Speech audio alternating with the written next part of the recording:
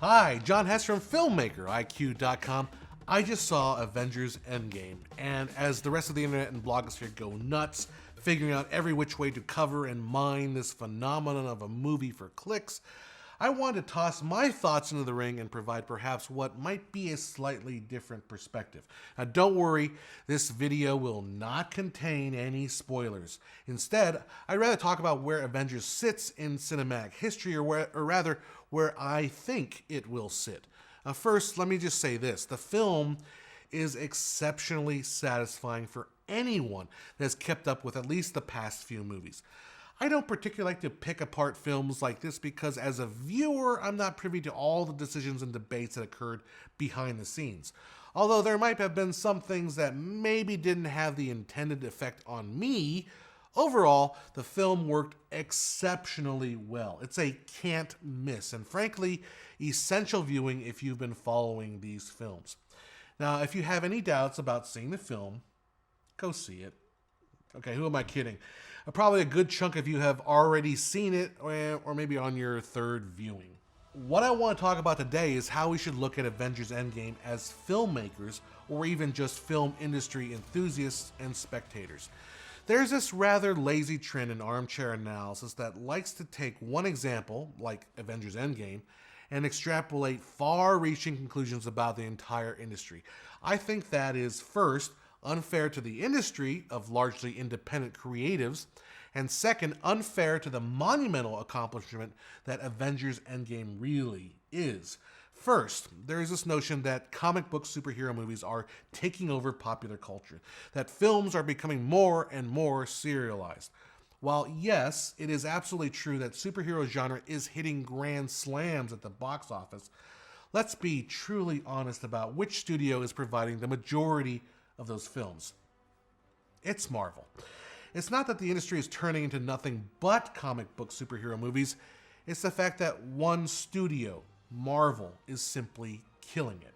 Now, Batman is my favorite superhero, and for a good 30 years, Bats and Supes were the reigning comic book superhero franchises. As such, I've always kind of been drawn more to the DC universe, but no one who is in their right mind would argue that Warner Brothers has been able to recreate the kind of success both critically and financially that Marvel has. I was one of those that didn't hate the Justice League, but I think even the most diehard fan would recognize the rush to put out their own team movie. Justice League feels less like a crossover tying in favorite superheroes together and more like a step in Snyder's Batman series where Bruce Wayne tries to make some friends. But still, there are those that claim Hollywood is awash in the pursuit of cinematic universes. That may have been true of a few studio heads eyeing the box office numbers of each installment of the MCU, but the truth is, the cinematic universe really belongs to Marvel, and to a marginally lesser extent DC. Take the epic failure of Dark Universe, that tried to create a series by reviving Universal's monsters from 1930s as evidence. After the dismal bomb of The Mummy, the entire idea was scrapped. Audiences simply aren't interested in cinematic universes for a cinematic universe's sake.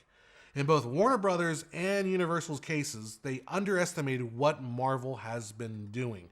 And that's the cardinal sin. It isn't just about costumes and superpowers and tying one movie to another. What's happening is far more complicated. A bit of context. In 1998, a cash-strapped Marvel Studios, a company thrown together to handle the rights of a back catalog of comic books that only nerds were interested in, was in negotiation with Sony Pictures for the rights to Spider-Man. Desperate for cash, one of the counteroffers Marvel made would have given Sony the rights to everything, aside from X-Men and Fantastic Four, but the rest of what we now call the Marvel Cinematic Universe could have been Sony's for just $25 million. But Sony was playing hardball and said no. They were only interested in Spider-Man, and $25 million is a lot to pay for just Spidey, even if you did get a bunch of other properties that, frankly, no one has heard of. Eventually, they reached a deal, and from which we get the Sam Raimi Spider-Man films, which many consider the jumpstart to the modern superhero genre. While only making about $62 million from the first two Spider-Man movies, which combined grossed about $1.6 billion, Marvel retained the product rights and regained their financial foothold as a company. What changed movie history was a deal that Marvel struck in 2004 with Merrill Lynch. Marvel was trying to figure out some way to make more money on the licensing of their own properties. Well, why not make the movies themselves? Marvel would get $525 million to make up to 10 films to be released over 8 years based on its catalog. And if the films failed, well, Merrill Lynch would then own the rights to the Marvel characters. The first film would be, of course, Iron Man, which drew in over $585.2 million worldwide. Not a bad start. The follow-up, The Incredible Hulk, only did $285 million, but the Iron Man sequel outperformed the original with a worldwide gross of $623.9 million. Now, 22 movies later, $18 billion of business at the box office. Here we are with Avengers Endgame, the close of the Infinity Saga of Marvel films. So when we discuss Endgame from a filmmaking and industry perspective, we can't see it as just one movie, but as a culmination of several movies, the bounty and end lap of a saga over 10 years in the making. Marvel took a bag of comic books no one in Hollywood cared about and turned them into the biggest thing on screen. As we all sat there watching the end credits, another habit that Marvel has tricked the audience into doing, I was in awe of what the producers managed to pull off.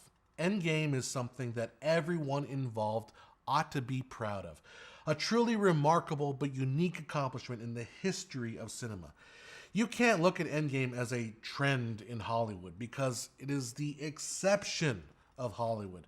From the decades of source material created by hundreds of writers to the production oversight of executives that understand and care about the material, the thousands of craftspeople on every one of those 22 films, a consistent level of quality and focus on developing characters that the audiences engage in and care about, even the varied messages and concepts of the films themselves.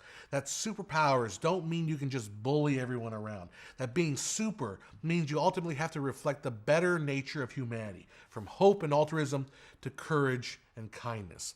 All of that is a perfect storm that cannot and will not ever be repeated again. Sure, other franchises might rhyme, but they will never look exactly like Marvel. And man, I wish I was involved with something that could come close to having the impact that these films do. Now, on the other hand, for all those fearing the heavy hand of success, especially in the hands of parent company Disney, there's an old saying that the worst day for a company is when they become number one. I am reminded of this ultimate truism from the ending of The Truman Show. Spoilers, I guess. It's been 20 years. Truman gets his freedom, and the viewing audience goes wild.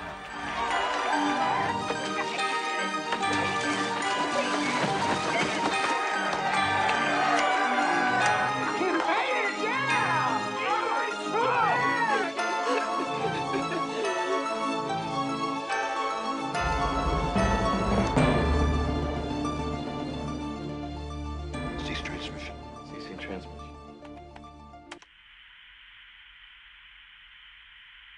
You want another slice? No, I'm okay. What else is on? Yeah, let's see what else. Where's the TV guide? The audience cries, the audience cheers, but ultimately, the audience moves on. Such is the story of entertainment. One day, you're on top. The next day, you're begging for people to hit the like and subscribe button and ring that bell. How's that for a crafty, self-effacing transition? Consider popping by Patreon and giving a monthly donation. Every little bit helps. Also, check out our merch store where you can get your very own Filmmaker IQ gear. I personally think Captain America would buy one, and so should you.